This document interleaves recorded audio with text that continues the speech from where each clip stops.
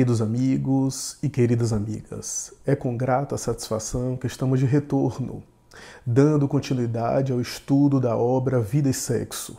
Este é o canal Raciocínios Espíritas e no vídeo de hoje estaremos estudando o capítulo 26 da obra Vida e Sexo, que é uma obra resultado da parceria entre o médium Chico Xavier e o espírito Emmanuel. O capítulo 26, intitulado A Margem do Sexo, é o último capítulo dessa obra fenomenal. E para esse último capítulo, Emmanuel seleciona um trecho de O Evangelho segundo o Espiritismo, capítulo 10, chamado Bem-aventurados Misericordiosos, no item 16, que é o trecho, um parágrafo da mensagem de um espírito chamado José, espírito protetor, que abordava a temática da indulgência. Lembrai-vos daquele que julga em última instância, que vê os movimentos íntimos de cada coração e que, por conseguinte, desculpa muitas vezes as faltas que censurais ou condena o que relevais, porque conhece o móvel de todos os atos. Lembrai-vos de que vós, que clamais em altas vozes anátema, tereis, quiçá, cometido faltas mais graves. Interessante porque esse item da codificação, essa mensagem, aliás, da codificação, é uma espécie de apelo em favor da indulgência para aqueles cristãos, em geral. É como se a entidade espiritual quisesse chamar a atenção para os religiosos e aqueles que despertaram para a verdade acerca da indulgência. Porque muitas vezes aqueles que já despertam para as verdades morais e que começam a praticá-las acabam por esperar as mesmas condutas ou o mesmo padrão moral que almejam, que desejam, para com os outros. E é interessante porque Emmanuel recorta justamente esse trecho que serve de base e de introdução ao seu pensamento do capítulo 26, que é o capítulo arremate, que é a conclusão da obra Vida e Sexo. O interessante é que esse texto que Emmanuel recorta, não apenas é uma chamada para os espíritas, mas tem um certo cunho psicológico, um certo conteúdo psicológico. Que Deus, a providência divina, a mente divina, desculpa o que censurais e condena o que relevais. Se nós examinarmos essa frase do ponto de vista psicológico, inclusive do ponto de vista do inconsciente e das ciências psicoterapêuticas atuais, esse texto é perfeito. Aqueles equívocos que nós censuramos, isso é, que nós constatamos, que nós nos damos conta, porque tudo aquilo que a gente censura, no bom sentido da palavra, tudo aquilo que a gente olha, seja censura em nós mesmos, seja reprova no bom sentido da palavra em relação ao outro, Estou dizendo censurar no sentido de condenar, de ser intolerante. Mas aqueles equívocos sobre os quais a gente tem consciência, muitas vezes ao tomar consciência daqueles conteúdos, daqueles equívocos, nós já temos as ferramentas para solucioná-los, já temos como fazer frente a eles, no sentido de corrigi-los, de evitá-los e até de aprender com a experiência diante daqueles equívocos. Mas os equívocos que nós ignoramos, que nós não tomamos consciência ainda, que a gente não olhou para eles ainda, esses permanecem ignorados, desconsiderados, portanto relevados, e muitas vezes Deus, isso é, a vida, condena esses equívocos. O que eu quero dizer com isso? Que há equívocos que promovem o progresso. Há equívocos que promovem o progresso. Há determinados erros que fazem a gente crescer, progredir, evoluir e sublimar. E há determinados equívocos que nós passamos a vida inteira sem nos darmos conta deles, sem nos conscientizarmos a seu respeito, e eles permanecem ali, à semelhança de uma poeira debaixo de um tapete, ou de um cupim por dentro da madeira. Por fora a madeira está bonita e por dentro está carcomida. Então, os equívocos que nós ignoramos, as questões que nós desconhecemos em nós mesmos é que permanecem como perigo, porque elas podem prejudicar o nosso progresso. Mas aqueles equívocos diante dos quais nós tomamos consciência pelo arrependimento, pela autoconscientização, pela reparação, pela tomada de consciência e renovação. Esses equívocos podem ser verdadeiras ferramentas úteis ao progresso da alma. Não estamos fazendo aqui apologia a equívocos, não é isso. Ou justificando erros. Mas estamos dizendo que muitas vezes o equívoco é uma excelente experiência. O erro é uma extraordinária experiência da vida humana. A vida humana é feita de equívocos. O bebê que começa a caminhar cai muitas vezes até conseguir caminhar bem. Depois treinar a fala, depois a alfabetização. Se nós considerarmos aquilo como equívocos, são experiências que não são necessariamente fracassos, mas são experiências, tentativas.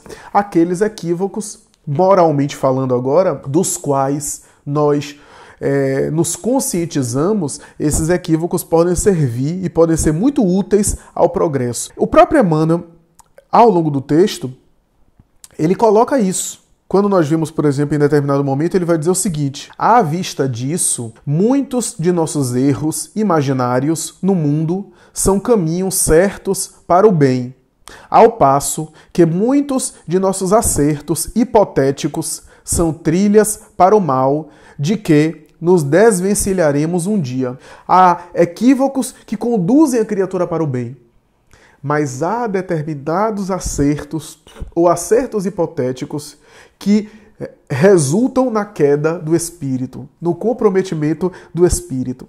Divaldo costuma dizer que há pessoas que estão indo para o inferno pelo caminho do céu. Estão fazendo o projeto do bem, mas a forma como eles fazem o projeto do bem é infernal. Essa mensagem da tolerância, da indulgência, né, de considerar que nós não temos a capacidade de aquilatar tudo e de compreender tudo, nos dá uma certa humildade perante a vida, humildade perante o próximo. Essa mensagem do Espírito Emmanuel é uma mensagem que merece uma boa reflexão. Porque Emmanuel escreve a mensagem fazendo um apelo direto ao leitor. Ele fala diretamente. Em todas as outras mensagens, ele faz considerações e teoriza sobre o assunto. Aqui, ele se dirige diretamente àquele quem lê. Nem no prefácio, Emmanuel faz esse tipo de apelo direto. Companheiros encarnados. Ele praticamente começa o capítulo assim, se dirigindo aos encarnados. Note bem que é uma conexão com o prefácio. Porque no prefácio, Emmanuel diz que questões foram levantadas sobre sexualidade da vida espiritual para a vida material. Nós comentamos isso ao longo do projeto. E que ele reuniu algumas questões e concluiu num livro com alguns temas sobre sexualidade e como a sexualidade e esses temas sexuais são vistos do plano espiritual para o plano físico. E ele, portanto, diz, desde o início da obra, que ele não está fazendo abordagens da sexologia, da psicologia, da psicanálise, das ciências humanas em geral, mas está fazendo uma abordagem e dando um tratamento a esses temas na visão espiritual dos desencarnados para a Terra. Porque esse é o enfoque espírita que justificaria uma abordagem sobre sexualidade, sobre sexologia, sobre as manifestações sexuais da criatura. Companheiros da Terra, abstende-vos de censurar as faltas do vosso próximo no que tange à conduta íntima, à vida afetiva e aos chamados desastres sentimentais. Quando um companheiro vosso cair, não podeis ainda dimensionar o quão foi errado a sua conduta, quais os fatores que levaram àquele erro, e se vós não ireis cair amanhã nesses mesmos equívocos. Nenhum de nós, no plano encarnado, conhece a dimensão dos equívocos e dos erros que traz. E ao olhar um irmão caído na marcha, não temos a garantia de que não iremos cair em erros semelhantes ou idênticos. No prefácio da obra, ele faz uma alusão nesse sentido, né?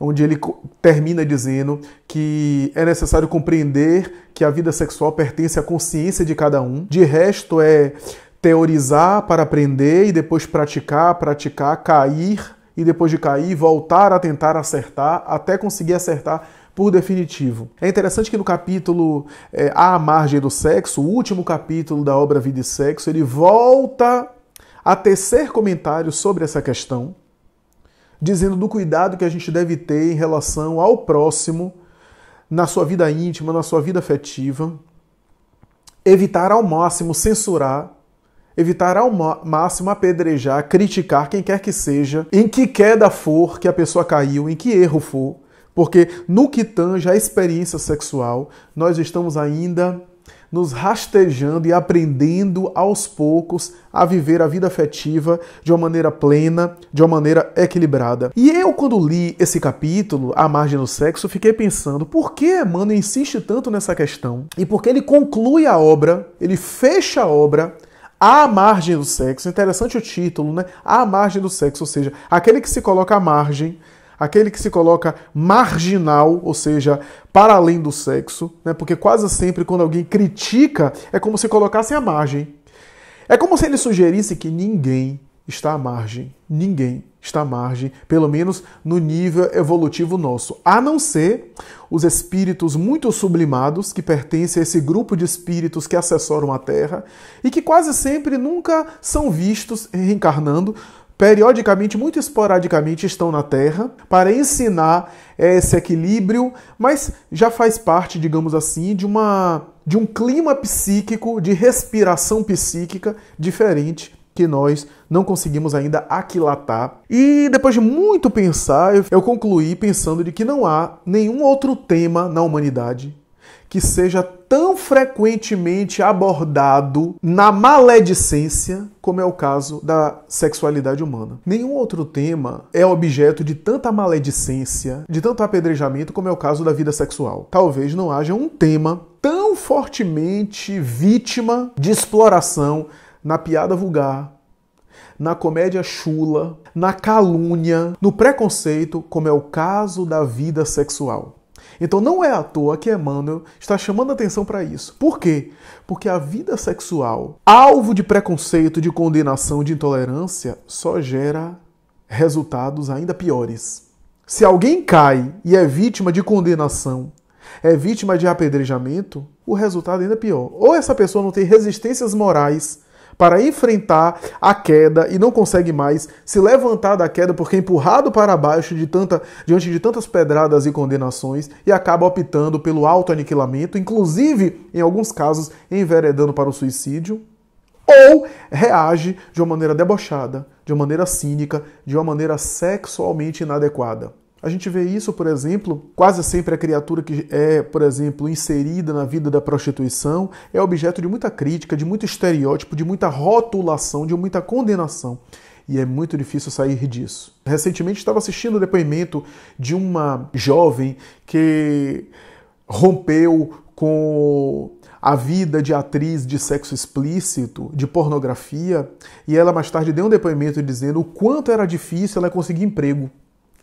Porque depois de sair, por conta dela ter se utilizado, né, da sua imagem, da sua beleza para a produção de filmes pornográficos, ainda jovem, quando se deu conta, porque jovem, inexperiente, muitas vezes sem orientação no lar, sem uma figura, uma presença madura e sensata para orientá-la, mais tarde ao despertar, sai, rompe com a indústria do sexo explícito e não encontra emprego. Porque a sua imagem está ali associada àquele conteúdo. E ninguém lhe dá uma chance. O que é que acontece? Ela comentando que algumas colegas delas haviam saído, algumas que ela conhecia, atrizes pornográficas, e mais tarde voltaram para o mercado do chamado entretenimento adulto, para o sexo explícito, porque não encontrava outra fonte de renda. Então, que lamentável. É isso que Emmanuel está abordando aqui, de uma outra forma, quando ele chama atenção. A sexualidade humana é um tema que é objeto de muito fetiche, de muita curiosidade no imaginário popular, porque como a vida sexual é o elemento de maior intimidade, talvez, do sujeito do ponto de vista material, vida sexual tem a ver com privacidade. Normalmente desperta a curiosidade das pessoas. A gente vê isso, por exemplo, nos reality shows, que quase sempre é objeto de interesse, de fetiche, de curiosidade, por conta da sexualidade, das pessoas assistirem outras pessoas, por exemplo, praticando sexo, como se nós não soubéssemos como é que é a prática sexual, como se fosse diferente, mas como são celebridades.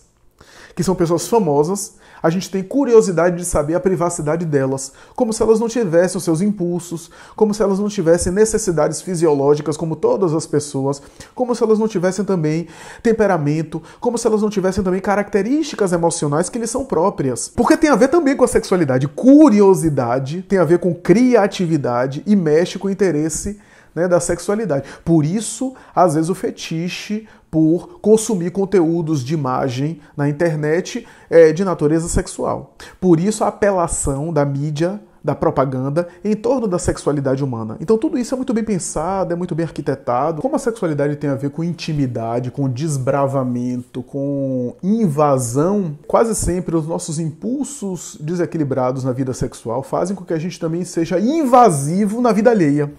Ou seja, é como se, numa linguagem psicanalítica, a gente estivesse se confessando do quanto nós ainda somos desarmonizados sexualmente, precisamos devassar a vida sexual alheia, um reflexo do nosso mundo interno, né? Como se o outro fosse espelho de nós mesmos e buscássemos no outro exteriorização, né, dos conteúdos sexuais inconscientes que a gente ainda não consegue identificar em nós mesmos, que a gente não consegue reconhecer. Ou, ao ver o outro, eu me satisfaço com o outro. É uma espécie de voyeurismo, né, para me utilizar de uma expressão da sexologia, voyeurismo, o prazer pela vida alheia, né, que na prática sexual é o prazer de estar assistindo outra pessoa praticar sexo. E a gente tem uma espécie de voyeurismo psicológico.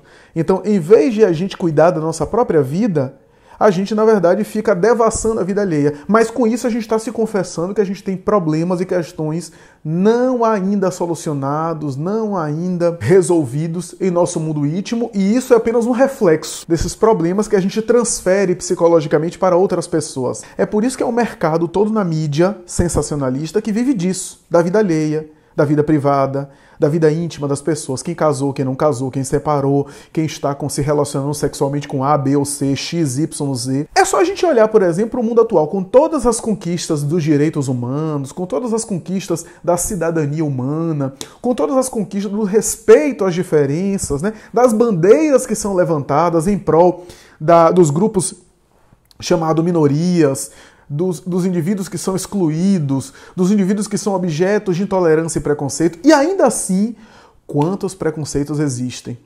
Quantos preconceitos existem em relação à sexualidade?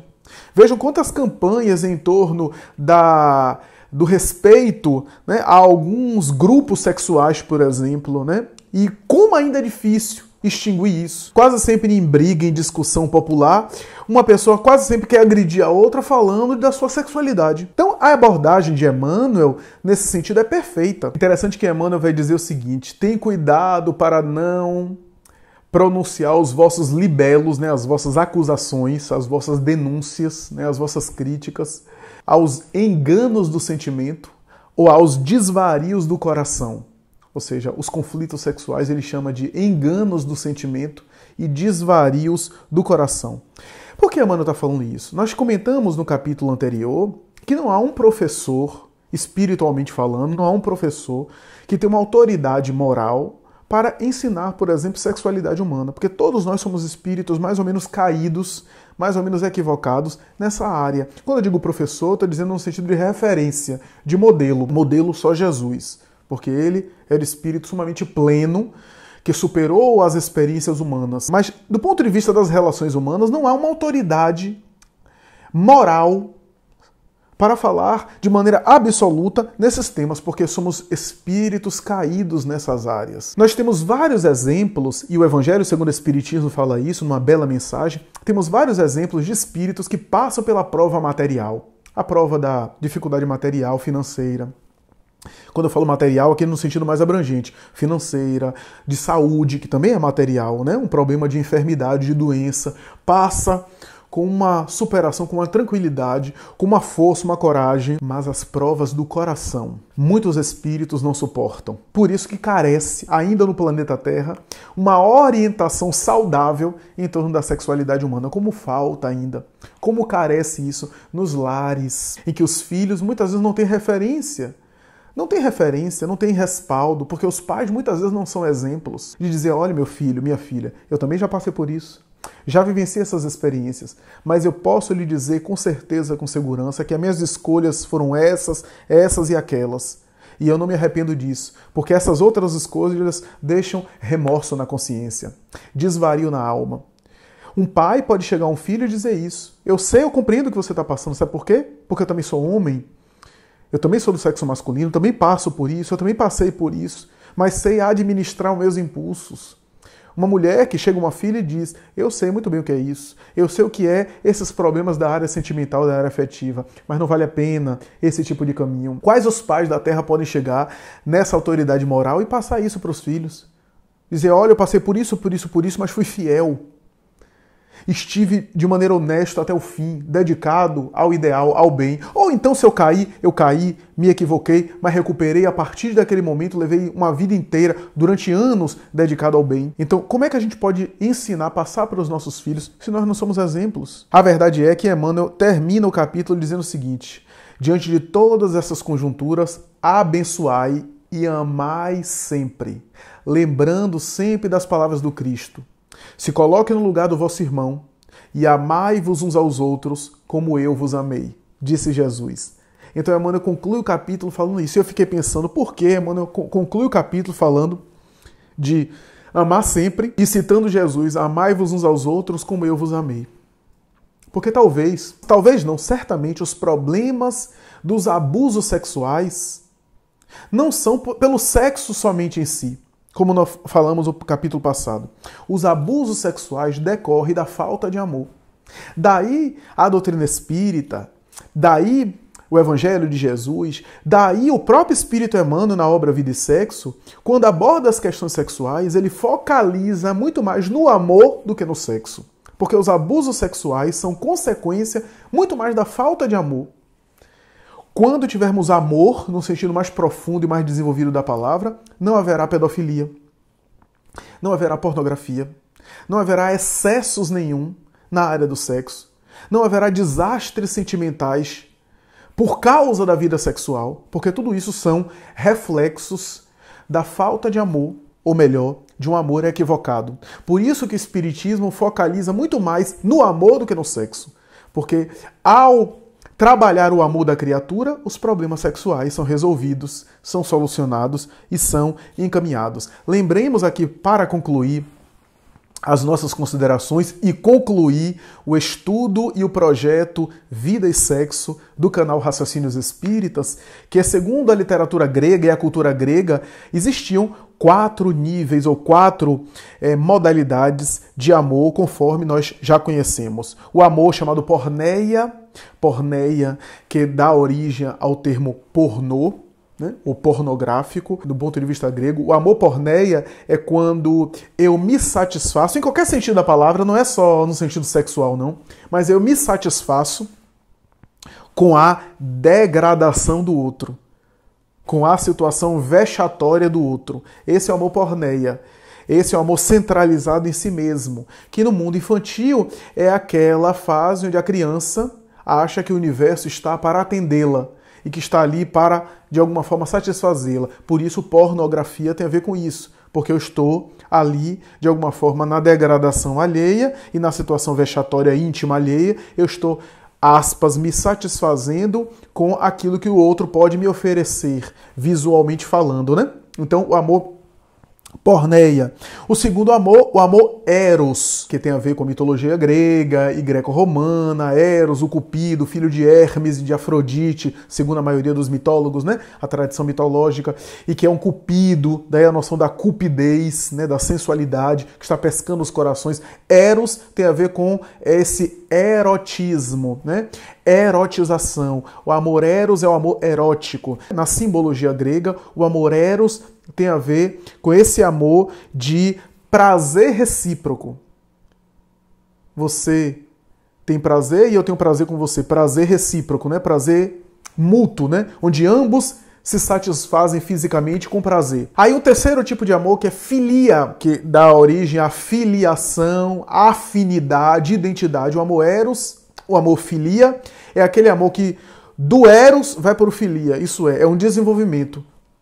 O que significa dizer que no amor filia, o indivíduo sai do prazer sensorial físico para a cumplicidade, para a afinidade, para a consideração, para o companheirismo, para o afeto, para o prazer mais estético e afetivo, para além do prazer libidinal. E por fim, o amor ágape, né, que é considerado o amor supremo, que é a comunhão dos espíritos, é a comunhão de almas, né, a afinidade e a fusão profunda das almas, e que resulta, né, numa experiência muito mais elevada em termos de amor, em termos de vida e em termos de sexo. O projeto Vida e Sexo termina agora dizendo a você, caro amigo que nos acompanhou, muito obrigado.